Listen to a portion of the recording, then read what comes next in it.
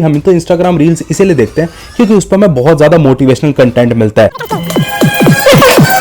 चाहे महंगी महंगी गाड़ियां हो, महंगे महंगे घर हो, या फिर इन्फ्लुएंसर्स का लाइफस्टाइल हो, हमें तो उससे बहुत ज़्यादा इंस्पिरेशन मिलती है। लेकिन आप किस तरीके से अपने आप को खुद से अंदर से खोखला करके बैठे हो और किस तरीके से ये पूरी इंटरनेट के ऊपर जो इंडस्ट्री चल रही है मोटिवेशन के नाम पे, वो आपको अंदर से और बहुत ज़्यादा बुरा फील करवा रही है। उन मोटिवेशनल चैनल पे बहुत सारे भरपूर मात्रा में व्यूज आते हैं, सब्सक्राइबर आते हैं और सारे चैनल्स बहुत जल्दी ग्रो कर जाते हैं। लेकिन सबसे ज्यादा सफर कौन करता है? आपके ड्रीम्स, आपके goals. Go and buy you a Ferrari. Nobody is going to do that for you. You are never going to have any of the things you want if you do not get them yourself. जो dopamine है वो कोई actual में pleasure hormone नहीं है जो आपको सारे मोटिवेशनल गुरु समझा रहे हैं। Today I'm talking about dopamine detoxing. The dopamine detox. A 7-day dopamine detox. Your thoughts on dopamine detoxing? Is that legit? Does it work? वो एक वांटिंग का हार्मोन है कि आपको छोटी से छोटी और बड़ी से बड़ी अचीवमेंट अपनी लाइफ में चाहिए। आज हम करेंगे इसी फ्रॉड इंडस्ट्री का पूरा खुलासा और किस तरीके से मोटिवेशनल स्पीकर अपने पैसे अपने पास रख रहे हैं, आपसे ले रहे हैं और आपको सिर्फ फील गुड बेच रहे हैं और आप अपनी जिंदगी अंदर से खोखली कर रहे हो। इस वीडियो की हम शुरुआत करेंगे एक बहुत अच्छे सिनेरियो से। इमेजिन करो दोस्तों, एक रैंडम डे पे आपको एक हेडेक उठा।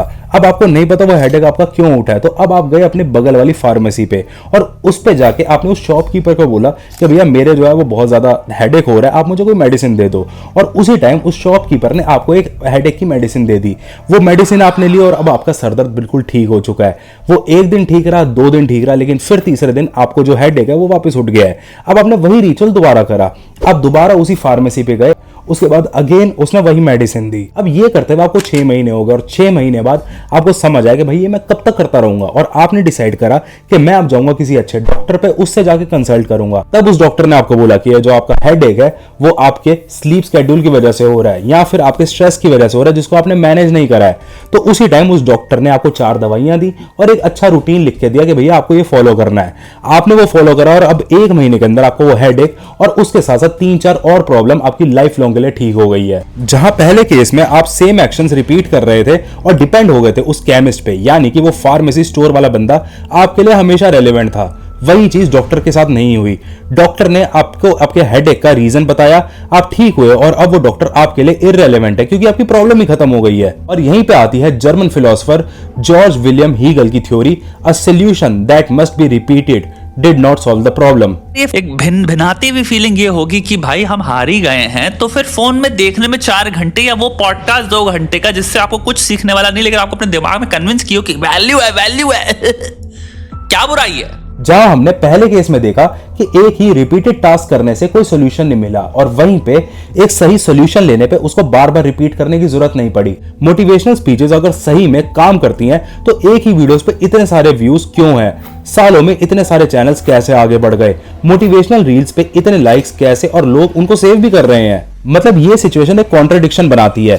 अगर आपको सही में उन वीडियोस को देख के एक राइट डायरेक्शन मिल जाती या फिर अगर हमें सच में मोटिवेशन मिल जाती काम करने की, हमारी लेजीनेस खत्म हो जाती, तो हमें उन वीडियोस को वापस नहीं देखना पड़ता। लेकिन इसका उल्टा हो रहा है, हम उन वीडियोस को बार बार देख रहे हैं, हम उन मोटिवेशनल रील्स को सेव कर रहे हैं। इसका मतलब हमें सोल्यूशन तो नहीं मिल रहा, इसीलिए हमें वो बार बार रिपीट करना पड़ रहा है। अब ये चीज कैसे पॉसिबल है मैं आपको एक एक चीज डिटेल में बताऊंगा और एक प्रॉपर सोल्यूशन और रूटीन भी दूंगा और आपको बताऊंगा किस तरीके से ये मोटिवेशनल वीडियोस हमें स्कैम कर रहे हैं।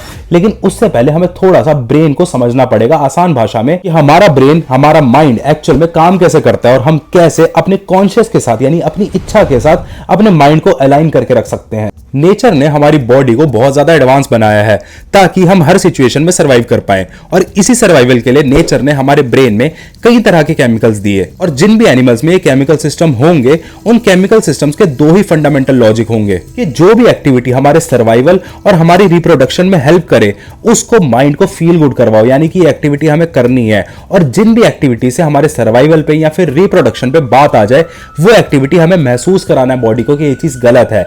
नेचर ने हमें बनाया ही इसी तरीके से है। अब कुछ मिनटों के लिए भूल जाओ इस मॉडर्न वर्ल्ड को, भूल जाओ इस कैमरे को, फोन को, पूरा जो आपके आसपास कमरा है सब चीज भूल जाओ और एक बार हम अपनी रूट्स में चलते हैं, उन्हीं जंगलों में से जहां से हम सारे आए हैं। हम सबको पता है कि भाई इस सिविलाइज ह्यूमन से पहले हम एक्चुअल में अर्ली ह्यूमंस थे। हम सारे जंगलों में रहते थे और हम वहां पे सरवाइव करते थे ग्रुप्स में, जहां पे एक्चुअल में हम अगर ग्रुप में सरवाइव ना करें, हम एक सिविलाइजेशन ना बनाए, तो हमसे बहुत ज्यादा पावरफुल क्रिएचर्स थे नेचर में जो हमारे जान के लिए बहुत ज्यादा बड़ा खतरा था। मतलब कि वो ताक लगाए बैठे होते थे कि कब एक इंसान मुझे अकेला नजर आए और मैं इसको खा जाऊं। अब आप इमेजिन करके देखो, इतना ज्यादा हार्श एनवायरनमेंट है जहां पे इतने बड़े बड़े क्रिएचर्स हैं, इतना ज्यादा हार्श एनवायरनमेंट है। अगर उस ग्रुप के अंदर, उस 10 जनों के ग्रुप के अंदर एक इंसान खड़ा ना हो और जाके शिकार करने की बात ना करे, या ना बोले कि चलो टूल्स बनाते हैं, आग लगाने की कोशिश करते हैं, देखते हैं कि हम क्या कर सकते हैं, अगर कोई भी इंसान एक्शन ना लेता तो हम सारे लोग भूख से मारे जाते। हम अपने से बड़े जानवर तो छोड़ो, अपने से छोटे जानवर का भी शिकार ना कर पाते, और जिसकी वजह से पूरा का पूरा ग्रुप यानी कि सिविलाइजेशन वहीं पे खत्म हो जाती। और इसीलिए हमारे नेचर ने हमारे माइंड में दिया एक स्पेशल केमिकल जिसको हम आज की डेट में कहते हैं डोपामीन। जी हां, वही डोपामीन जिसको आज के टाइम पे पूरे इंटरनेट की दुनिया में हर मोटिवेशनल स्पीकर ने एक बहुत ही बड़ा एनिमी बना दिया है। बट आज मैं आपको बताता हूं कि उस डोपामीन ने हमारी कैसे हेल्प करी सरवाइव करने में, उन बड़े जानवरों से लड़ने में। जैसे कि मैंने आपको पहले बताया कि नेचर ने हमें बनाया ही इस तरीके से कि हम सरवाइव कर पाए, यानी कि हम उसी हिसाब से म्यूटेट हुए हैं। और इसीलिए जब एक अर्ली ह्यूमन उस 10 जनों के ग्रुप में से 3 जनों को इकट्ठा करके शिकार करने के लिए गया, उसको पता था कि भाई मेरे को एक जानवर का शिकार करना है, तभी मेरा जो पूरा ग्रुप है, मेरी जो सिविलाइजेशन है, वो खाना खा पाएगी। तो उस टाइम जब वो खाना ढूंढने के लिए गया तो उसके पास हाथ में तो कुछ नहीं आया, वो जानवर उससे भाग गया, लेकिन उसके अंदर एक मोटिवेशन आई, एक लर्निंग आई कि क्या मैं इसमें कुछ ऐसा चेंज कर सकता हूं कि आज बेशक मेरे हाथ कुछ नहीं आया, लेकिन कल मैं जाके इस जानवर का शिकार कर लूं। वो लर्निंग आई उसको डोपामीन की वजह से। वो जो मोटिवेशन उसके अंदर आई, वो प्रोग्रेस करने की, कि क्या पता कि मैं कोई नई चीज इजाद कर लूं तो मैं उसका शिकार कर पाऊं। और उसके बाद अर्ली ह्यूमंस ने बनाए वेपन्स, जिसकी वजह से उनका शिकार करना आसान हो पाया। जब जानवर का शिकार कर लिया गया तो वो जो जीत महसूस हुई वो डोपामीन की वजह से हुई। उसके बाद सोचा गया क्या हम कोई ऐसी चीज इजाद कर सकते हैं जिससे हम ये जो खा रहे हैं इसको पचाना आसान हो सके, हमारी बॉडी में ज्यादा कैलोरीज बर्न ना हो। उस वक्त एक अर्ली ह्यूमन ने आग का आविष्कार कर लिया कि भाई हम आग लगा सकते हैं, इस पे खाना पका के अगर हम खाएंगे तो हमें अच्छे से डाइजेस्ट हो जाएगा। जितना हम ज्यादा शिकार करेंगे, हम जितने ज्यादा पावरफुल रहेंगे, उतना ज्यादा हमारी जो सिविलाइजेशन है उसमें हमारी रिस्पेक्ट बढ़ेगी, यानी हमें अटेंशन मिलेगी, जिससे रिप्रोडक्शन में हेल्प मिलेगी। तो अगेन वो सर्वाइवल के बेसिस पे बहुत ही एक अच्छी चीज थी। इसीलिए डोपामीन का होना बहुत ज्यादा जरूरी था। ये डोपामीन ही था जिसकी वजह से अलेक्जेंडर ने पूरी दुनिया पर राज कर दिया। खेती बाड़ी करने वाले ब्रिटिशर्स यूरोप से बाहर आए और पूरी दुनिया पर राज कर दिया। पूरी दुनिया में यूरोपियंस का सिक्का चलने लग गया। आज की इस दुनिया में जहां पे सारे लोग जॉब कर रहे थे, वहां एक इंसान ने रिस्क लिया और कंटेंट क्रिएट करा, और उसने वो रिस्क लिया, इसीलिए वो पूरे देश पे छा गया। एक 20-22 साल के लड़के ने अपना स्टार्टअप शुरू करा, वो एक रिस्क उसने लिया, और अब अगर वो स्टार्टअप चल गया तो वो पूरी दुनिया पे छा गया है। इसीलिए जो डोपामीन है वो कोई एक्चुअल में प्लेजर हार्मोन नहीं है जो आपको सारे मोटिवेशनल गुरु समझा रहे हैं। आप इसको ऐसा समझो कि वो एक वांटिंग का हार्मोन है, कि आपको छोटी से छोटी और बड़ी से बड़ी अचीवमेंट अपनी लाइफ में चाहिए। ये जो आपके अंदर इच्छा आती है वो डोपामीन की वजह से आती है।